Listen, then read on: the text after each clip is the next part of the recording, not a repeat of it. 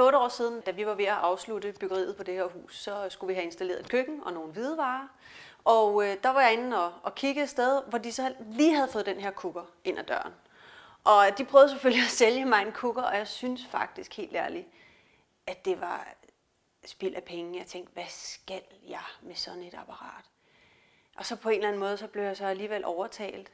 Og det må jeg jo sige, det er jeg jo dybt taknemmelig over, fordi jeg har faktisk sagt det flere steder før. Det er det mest uundværlige aggregat, der er installeret i det her hus.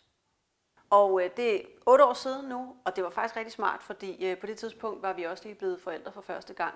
Og det vil sige, at vi fandt ud af, at den kunne bruges til at skåle sutter og sutteflasker og alt den slags med. Og det er altså lidt af et arbejde, og nogen har sådan nogle destillator, dimser stående og dampapparater og hvad ved jeg. Der er det altså lidt nemmere at tage en balje, smide mødet ned i, og så ind under kukkeren, tænde, og så er det skoldet. Når man har sådan et gaskomfur, som vi har, så bliver det altså meget nemt beskidt, og det er ret svært at gøre rent. Men der kan man sige, at kukkeren, den er fuldstændig genial. Den er lige op og ned af. Kan lige tage den hen, og så vaske rundt om kogefladerne der. Og så, det er nemmere at gøre rent med kogende vand, sådan er det bare.